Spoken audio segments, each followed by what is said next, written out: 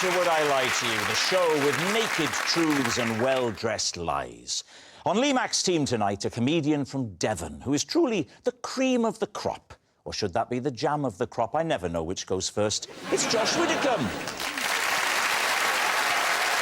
And a star of Made in Chelsea, a show so posh it makes Downton Abbey look like EastEnders. It's Sophie Hermann. And on David Mitchell's team tonight, a DJ and presenter who loves garage classics. My favourite garage classic is treating myself to a scratch card when I pay for my petrol. It's Gemma Cairney. And a man famous for his hammer. No, not the Norse god Thor. It's auctioneer and four-room star Bisram. So to round one, Home Truths, where our panellists read out a statement from the card in front of them. To make things harder, they've never seen the card before, so they have no idea what they'll be faced with. It's up to the opposing team to sort the fact from the fiction. Josh, you're first tonight. OK. Possession. Ah, right. First of all, yes, take the item out and pop it on the desk. Then read out the card. This is my woolly hat. I can't wear it because whenever my ears get warm, I fall asleep. Right. David's team. What? How long does it take you to fall asleep when your ears get warm? Well, I'd say 10 minutes. The problem you've done there now, Josh, is you've made it possible to demonstrate. you might want to change that to 4.5 days. OK. Do you want me to put the hat on for 10 minutes? Yes. OK. And have you had many embarrassing situations with this as a Well, problem? I'm currently wearing it on primetime TV. Yeah. Have you, like, snoozed off? I have, yeah. I've snoozed off probably 3 times. Will you describe the 3 times in reverse order of hilariousness? OK, so all 3 times have been on trains. And in reverse order of hilariousness, didn't miss my stop, didn't miss my stop, missed my stop. You've got the order right there. Gemma's got one that only covers one ear, so are you sleepy on the left-hand side? I am, yeah. Don't judge me if I just... Can I... genuinely, my ears are warming up and I'm feeling... Can I take it off? You're feeling a bit drowsy? Presumably, sometimes you don't want to fall asleep, but wouldn't it also be quite useful if it's true? Because... I have done that, Rob. To get off, you stick it on. I can honestly tell you, Rob, that this has never helped me get off. I don't think anyone would get off if you wear that. Oh, so soon in the show, Sophie. There's 7 billion people on this planet. Some of them are into anything. Oh, that's reassuring. Thank you very much, David. Exactly, absolutely. But that's, you know... There's some weirdo out there that would be into me in a hat. Do you know what, David? Since you got married, you've been very cocky. So, why were you wearing it on the train anyway? They're not perfectly run, our railways, but I don't usually find that the temperature is arctic in a railway carriage. I'll be honest with you, David. Don't insult me with that phrase, because we know the format is you may not be being honest, and I won't hold that against you. It's a parlour game. You know. Okay. You're not denying an affair. You know. You're not denying it? Josh Widdicombe fails to deny affair. This sounds crass, but I wore it on the train because I didn't want people to recognise me. So you thought the way of detracting attention is to put on an enormous bobble hat. What are you thinking, Gemma? I don't think this is true. I think it's a lie. Yeah, it's got to be a lie. Who falls asleep by putting a hat on? I think it might be true. Oh. But I'm not going to overrule my team. Because Never. I'm just going to... You don't have the strength of character for that. I don't know. OK, so they're saying it's a lie. Josh Widdicombe, truth or lie?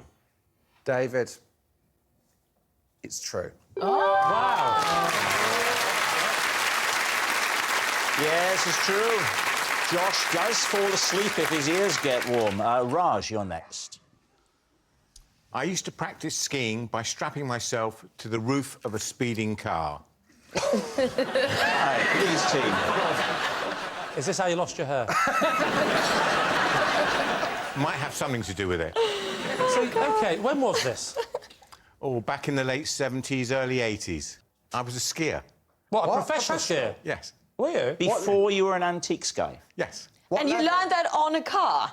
No, it was part of my training. We didn't have a lot of money, so we wanted to get used to going fast. Where was so we used to this? strap up in Austria. In Austria? Right, because there are no mountains in Austria where you could practice on. Are you talking about a professional skier in events, or you mean you taught people to ski? No, I also raced around Europe.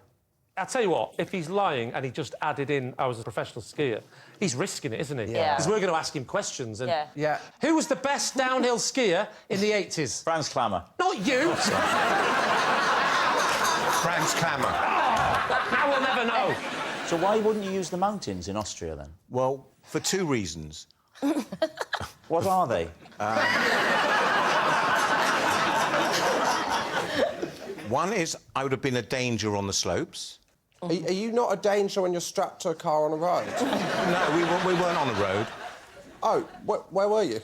A racetrack. Well, it's actually a trotting track. It's for horses that trot round the... And how'd you learn to ride them? Did you put the horse on top of the car and then get on top of the horse? You were never on a public road, were you? No. There was never any situations where the driver forgot and thought, oh, I'll just pop into this underground car park for a bit. What was the second reason? You never got to that. We didn't have the money either. But you had the money for a car and the hiring of a racetrack. We didn't have to hire the racetrack. The car was thrown in, as it were. It was a special car because it had to have a very long roof rack. What are you practising? The feeling of speed. So what sort of speeds are we talking about? We've tried to get to speeds between 60 and 80 miles an hour. No. And all this holding you on is the boots attached to the skis? Yes. And what sort of pose, now, then, are you doing? Could you show us the kind of position you would assume? I'd start standing up, and then I'd get down into this position with my On the top sticks of the here car? like this. How long is the journey? We just keep going around the track till, you know, we're tired. How are you telling the driver Yes, that that's a good point. Because you're on top of a car going at 60 miles an hour, and you're thinking, I'm knackered here, and so... Well, I've got poles, and we had a system where you would just bang the car. Oh, come on! One bang for stop, two bangs for a snack. What are we thinking? Sophie, could he be telling the truth? It's a 9 from me. It's a lie. I don't know what you learn. What's that training you to do in a car? Because if you're on a ski slope going, oh no, I'm 60 miles an hour, I think I'm going to crash into the tree. Oh, I know. I'll tap on the window. Oh, no, there is no window. Doesn't work. What are you training to do? Well, you know, just get used to the speed. Right, what's your team going to say, Lee? It's a lie. Do you think it's a lie? Lie. We're going to go lie. You're saying it's a lie. Raj, was it true, or were you telling a lie? I was, in fact, telling the truth.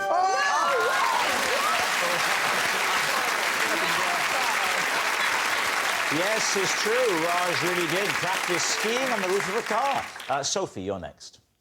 Okay. Last year, at a charity dinner, I asked Prince William to fetch me a drink because I thought he was a waiter. David's team.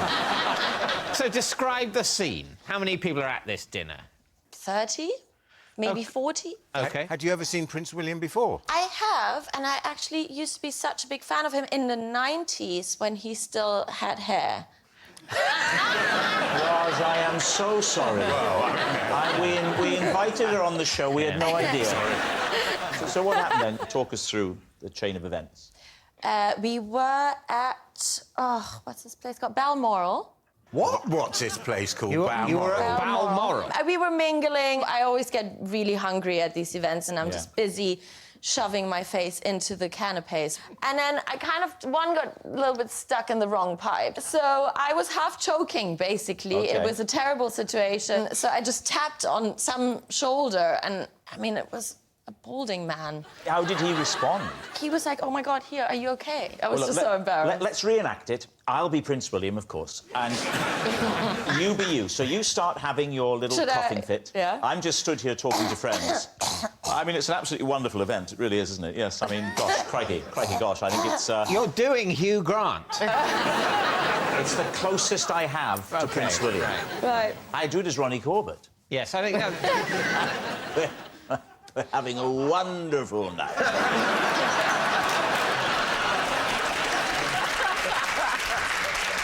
Imagine Lee is Prince William. Let's see if Lee will do this beautifully. Watch this, watch this. Are you Welsh? What?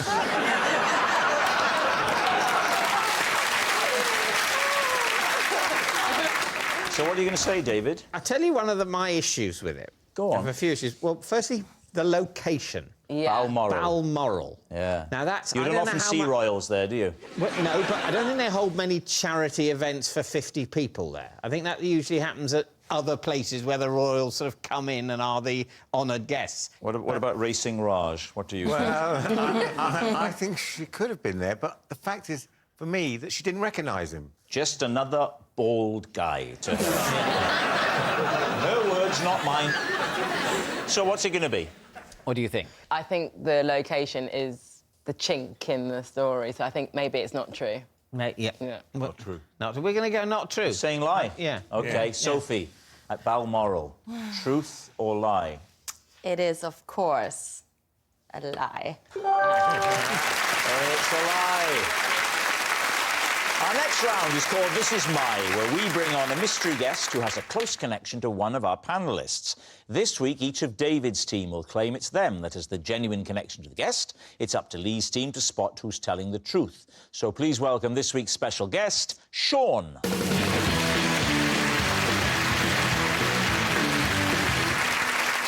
So, Raj, what is Sean to you? This is Sean. I used to whip his shirt off in public for money. Right, Raj's bare-chested buddy. Gemma, how do you know Sean? This is Sean, and at school he blew up my Whatsits. All right, Gemma's crisp combustor. And finally, David, what is your relationship with Sean? This is Sean. As a boy, I would only let him cut my hair if he was dressed as Zorro. So there we have it. Raj's bare-chested buddy, Gemma's crisp combustor, or David's heroic hairdresser. Lee's team, where will you begin? OK, Raj, you used to rip his shirt off for money. Yep. When was this? Back in the early 80s. Well, let's just get straight to the point. What the hell are you talking about? Why did you rip his shirt off for money? Well, I'm a bit of a keen amateur magician. Oh, hello. Where did you learn this? On top of a bicycle? But I also owned a bistro, so it allowed me... Oh, hello. Snow and once again. What a life you've led! And because I had the bistro, it allowed me to indulge my passion of magic. So I used to hold magic evenings where we'd give them dinner and then we'd do close-up magic and then we'd end up doing a little bit of a cabaret. So what was the trick that involved you ripping off his shirt? Well, it was the finale to the cabaret act. What was the finale? Ripping his shirt off. That's not a trick, that's assault.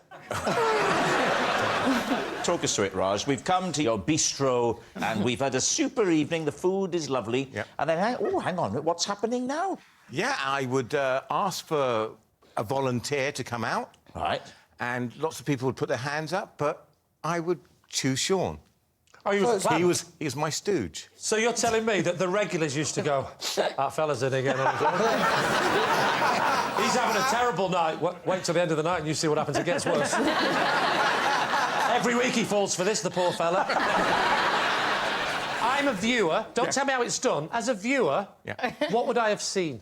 You would have seen my volunteer come out, and I would sit him down on a chair. I would tell him to relax. I would undo some buttons. And would you take it like from the collar and just go whoosh and it would come off? Yeah, something like that. Did it ever go wrong? Did you ever take his nose off? Well, we had a few incidents. What happened when it went wrong? Well, he's the third stooge I've had. All right, who would you like to quiz next? Gemma? Gemma. OK. So he blew up your what's-it, the little snack. Was it a very strict school? Yeah, I was at school. He was my teacher, and I was being naughty by eating in the back of the room, just being a bit of a troublemaker. How did he blow it up? Well, he was in the middle of doing an experiment, and then he made an example of me by taking the packet to the front of the room where this experiment was happening and, like, sprayed it with, like, a dry oxygen or something, like some sort of steamy thing. The Bunsen burner was going, and then they just, like, went poof. Just by heating them up? Yeah. But, They like, it was blow. something to do with what was sprayed, like, this kind of... Yeah. Petrol. Yeah. And then everybody was laughing, and then he said, that's what will happen if you eat What's-Its. Did it stop you from eating in class? Did it have the desired effect? It had the desired effect, and we got on a lot more after that as well. It broke the ice. Yeah. Suddenly it was Dead Poets Society. What's his surname? Smith. Smith? Yeah. Oh. How did you just think of that like that? Does Smiths make what? No, it's Golden Wonder, isn't it? I think Golden Wonder sold What's-Its, I think, to Walkers. I think it was a major corporate error because they were losing market share in their crisps, but they had this What's-Its brand, and then on some dark day they decided to sell that brand, and then they were left with nothing. And that shows you the kind of error that can be made at a corporate level. So we should be careful before we believe that these corporations are sort of magical and the private sector can do things. And before we sell the NHS down the river, remember the idiocy of Golden Wonder. OK, now then, what about David? Just remind us, David. As a boy, I would only let Sean cut my hair if he was dressed as Zorro. It doesn't seem very worth his while. What was the kind of... How much were you paying him to dress as Zorro for this one haircut? To be honest, I was a child. I didn't pay him. This is the bit I doubt, that David was a child ever. Did you go asking for Zorro? Was it just an optional thing he used to put on the board? As Zorro, an extra £3. I think my parents requested Zorro. What? Why? Well, because I was nervous about having a haircut. I think I was about 5, something like that.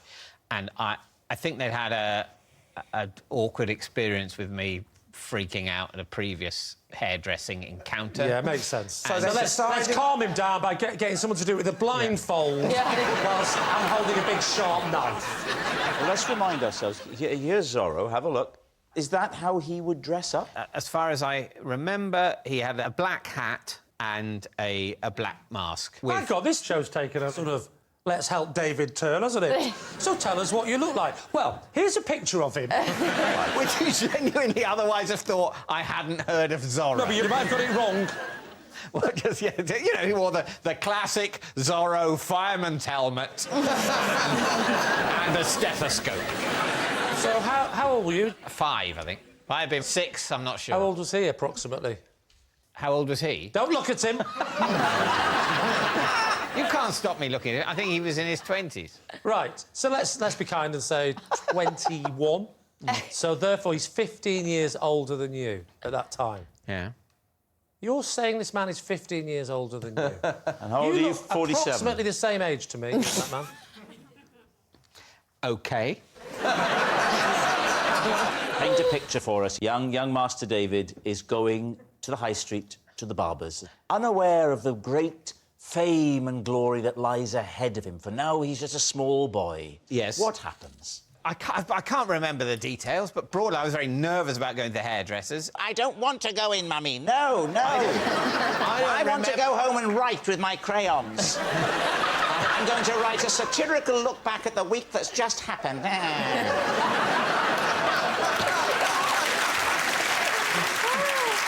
My friends in playgroup are telling me I'm quite the wit. I mean, I was probably unbearable, you're right. You know, I contemplate that every day. You say unbearable, I say adorable. Thank you. I don't remember the details. What's that? Sending you a heart. Oh, is that a heart? I thought that was saying, remember your kidneys. Right, we need an answer. So, Lee's team. Is Sean Raj's bare-chested buddy, Gemma's crisp combustor, or David's heroic hairdresser? I'm struggling with David's here a little bit. Yes. So Gemma's What's-Its. That's very believable. That's the kind of thing a kind of wacky science teacher would do to... Yeah. It is very believable. passion in science. And what's unbelievable is the idea that... Now, Raj... Have you left the gas on? Raj, show us a trick. If I could have half an hour Yeah. and the use of the internet, I'm sure I could do that. Oh, yeah, but what did you think the question was? I don't know, what do you think? I think he does look a lot like a science teacher. I think Gemma's telling the truth. So we're going to say Gemma. Yeah. Gemma? Saying it's Gemma. OK, right. So, Sean, would you please reveal your true identity? I'm Sean, and Raj used to whip my shirt off for money.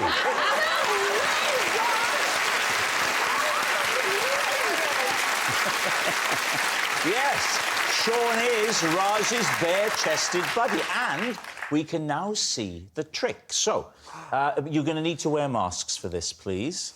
Sean, if you... Zorro masks! You take a position there in the chair, and then over to you, Raj. Oh, God. Well, I would simply get Sean out as my stooge. We'd act as if we didn't know each other. I'd say, good evening, how are you? And I would undo his wrist button, and then I would undo this button. And then, as you can see, I'd undo this button. And then, all I'd say is, on the count of 3, we'd say some magic words. And tonight, they are, would I lie to you? So on the count of 3, 1, 2, 3. Would I lie to you? Oh, hang on. What's happened? I've nearly killed him.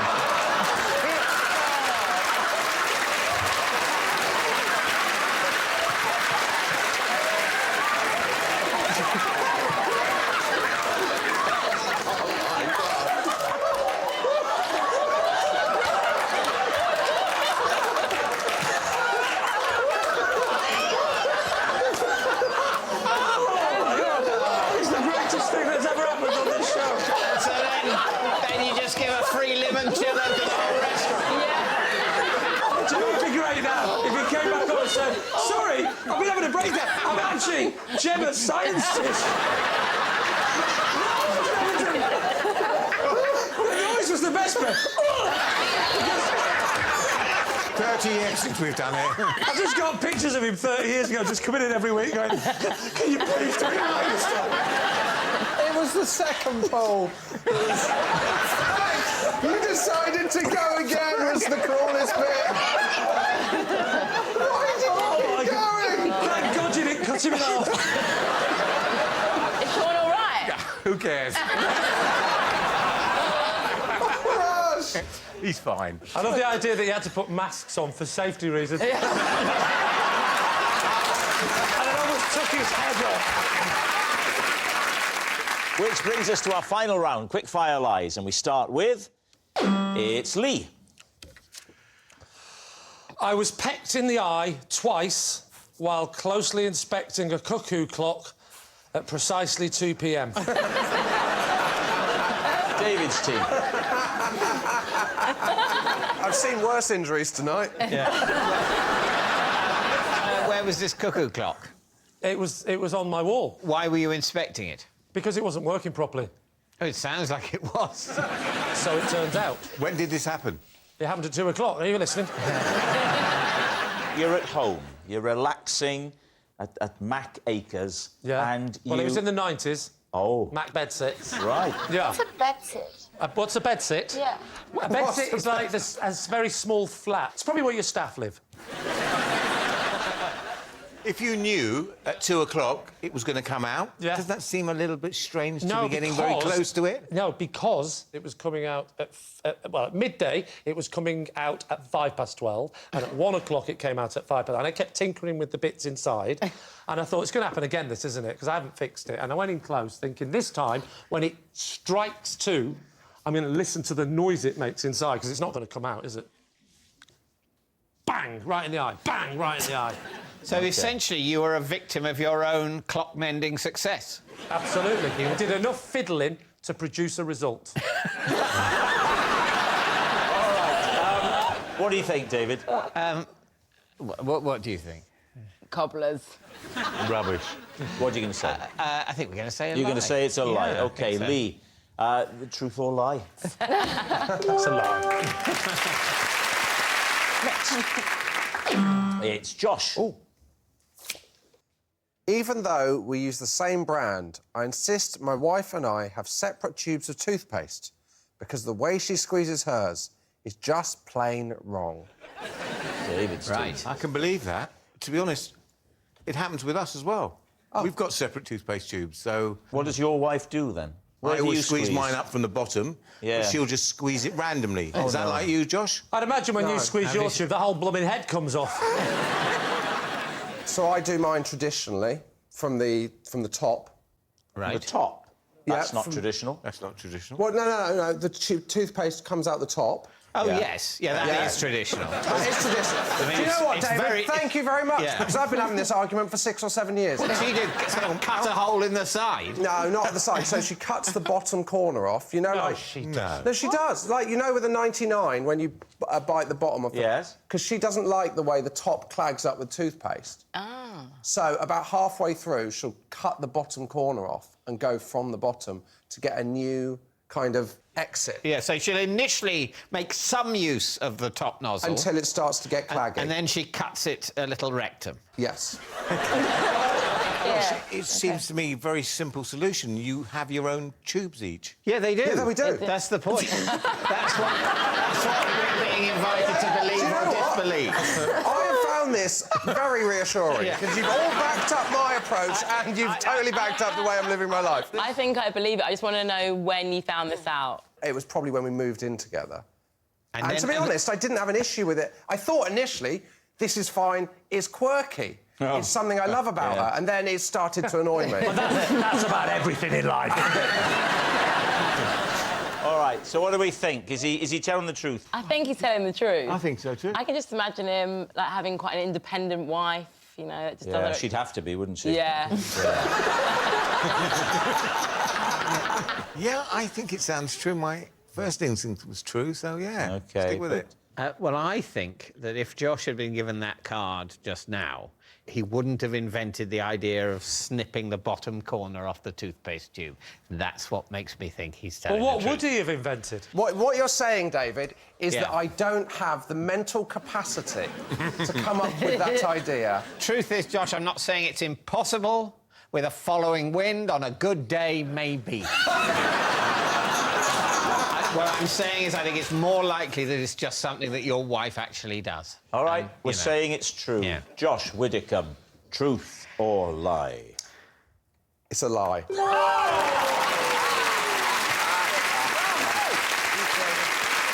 Very good. That noise signals time is up. It's the end of the show. And I can reveal that David's team have won by 4 points to 2.